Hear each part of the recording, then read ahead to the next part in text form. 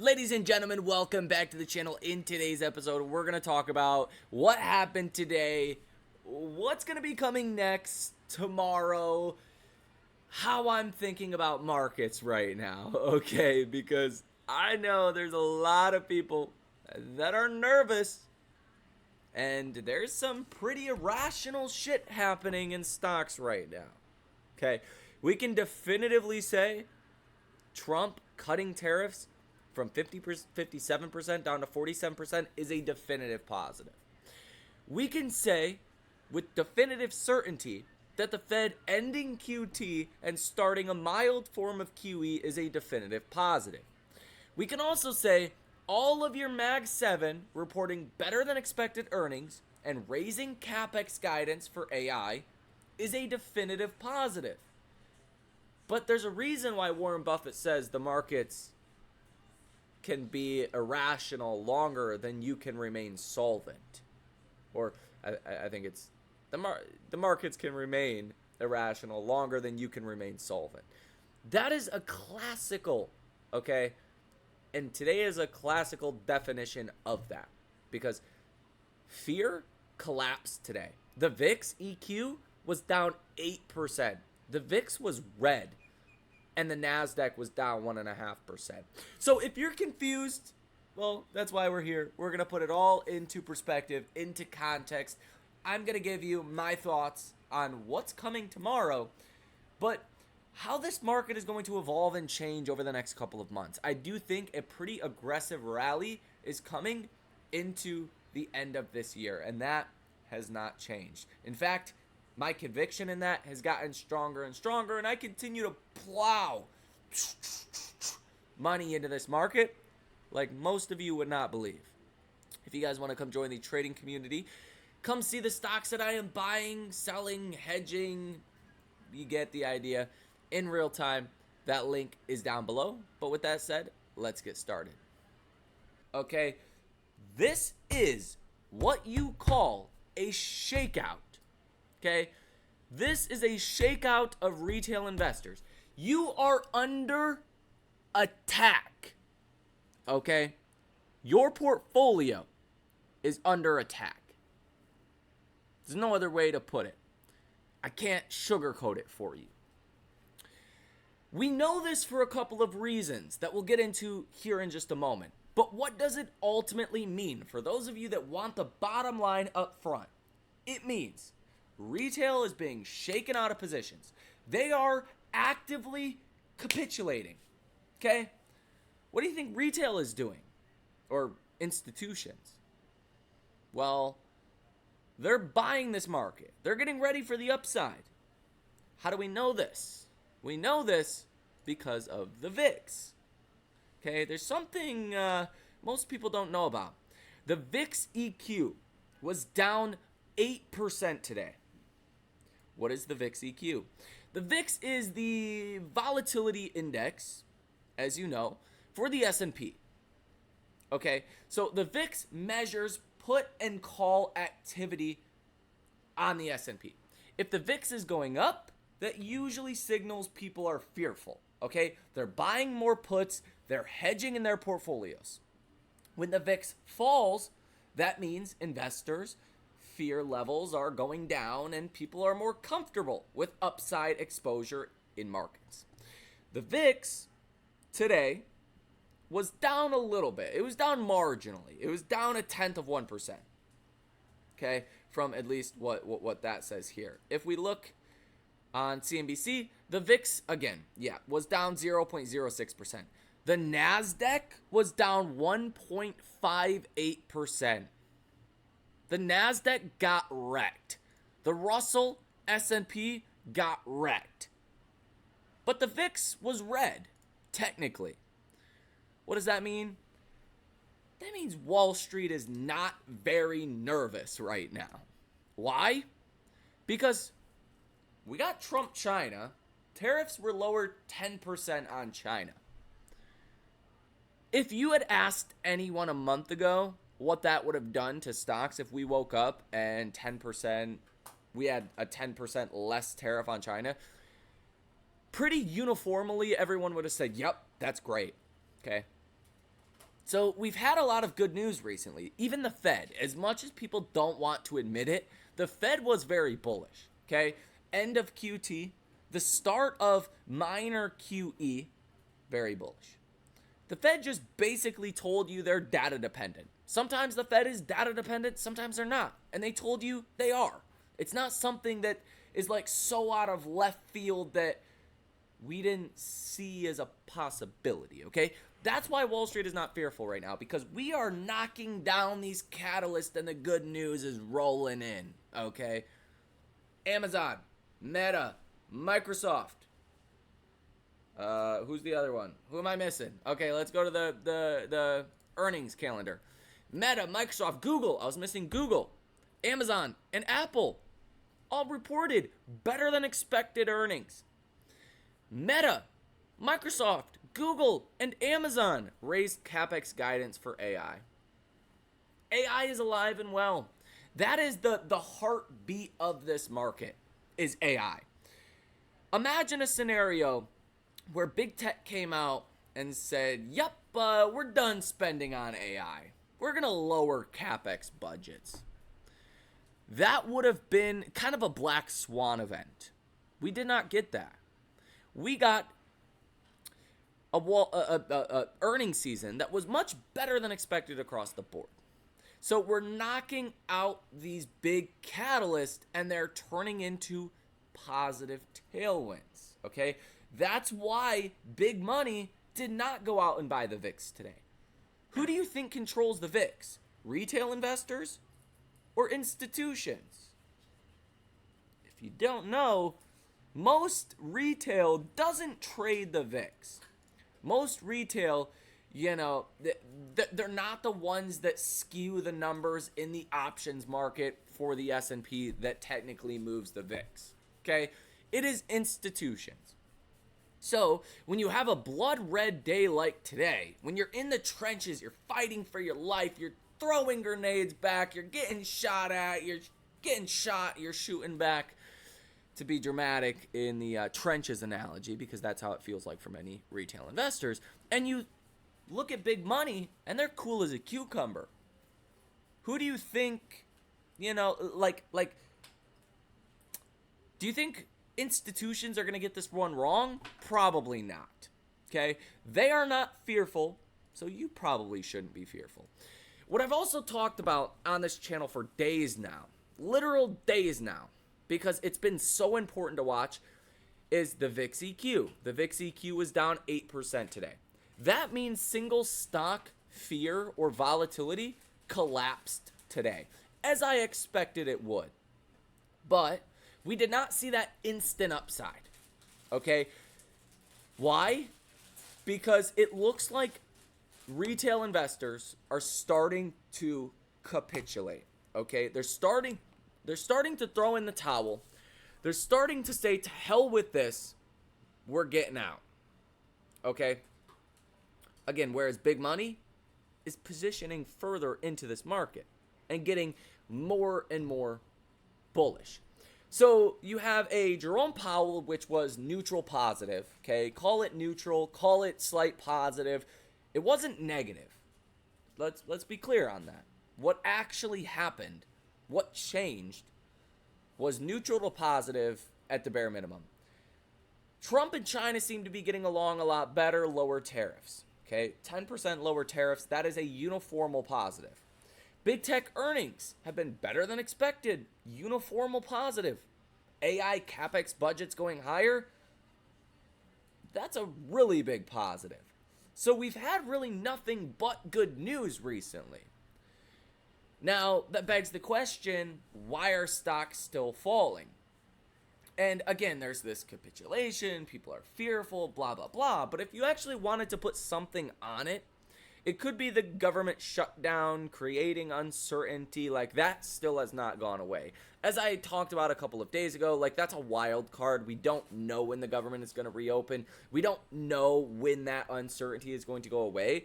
I don't think we necessarily need that to go away to get a rally in markets, but the more positive catalyst we get and the markets don't react, it's starting to look like we might need the government resolution, continuing bill, whatever it is, to get passed before we rally. Although that's not the stance I'm going to take, but it does seem like the government getting funded and reopening is going to be a materially positive catalyst at this point.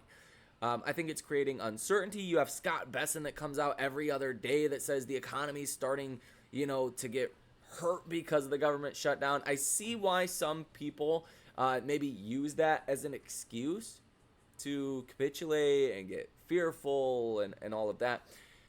But it's the wrong approach. Now, furthermore, in after hours today, Amazon is up 12%, Apple is up 3.5%, the S&P is up 0.6%, okay? Again, not a big surprise. We all have been expecting good big tech earnings. Like, this is not out of left field here. This is what I've talked about for a while now on this channel. And it does set us up for what is likely to be a really good day tomorrow in markets. You can only go so long with stacking up and collecting all of this good news without it eventually getting reflected in markets. Like, eventually the good news, the chickens will come home to roost eventually. And as we talked about over this weekend, so a couple of days ago, the big day was really Friday for markets.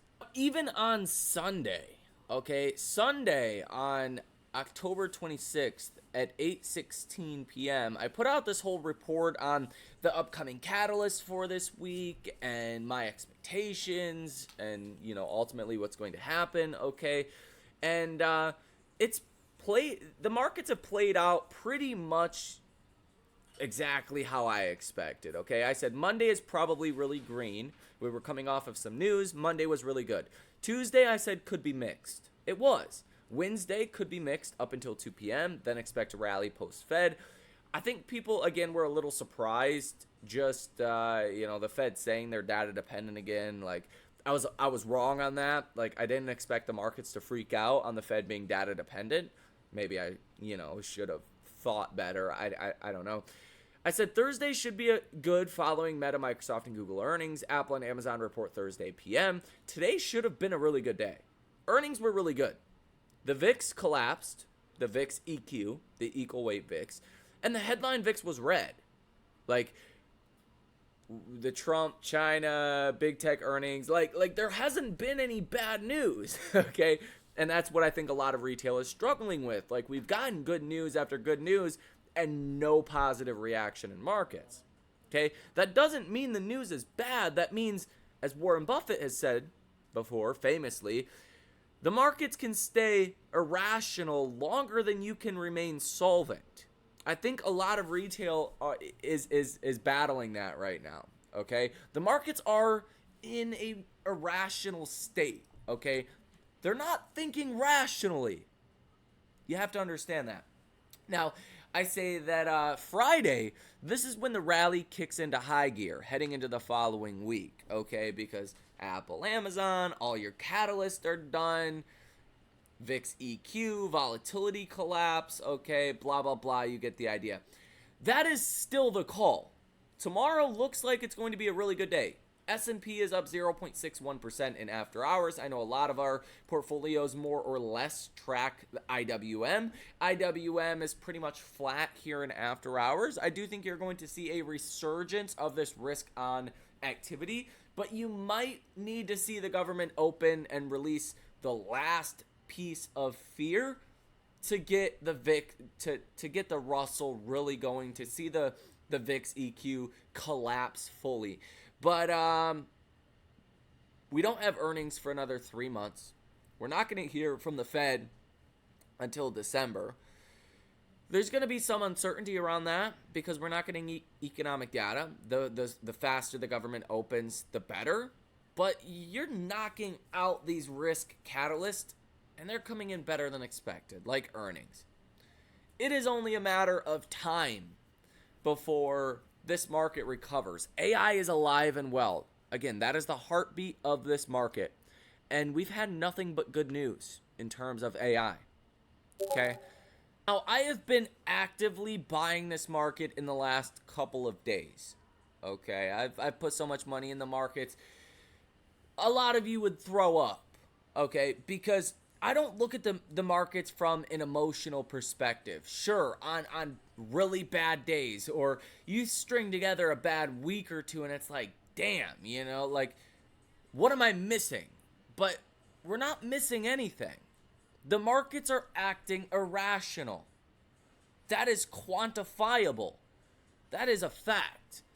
Trump lowered tariffs on China 10% and the NASDAQ fell 1.5%. You can't convince me that's not irrational.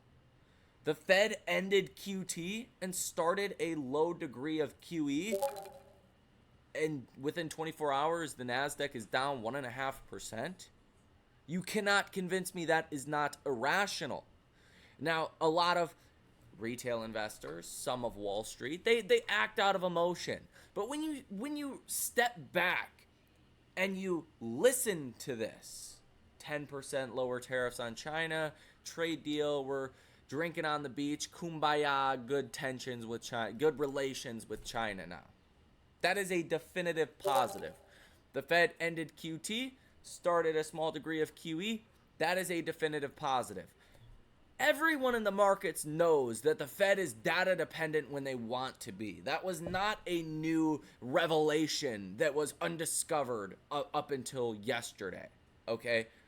The Fed was an quantifiable positive. Trump, China, quantifiable positive.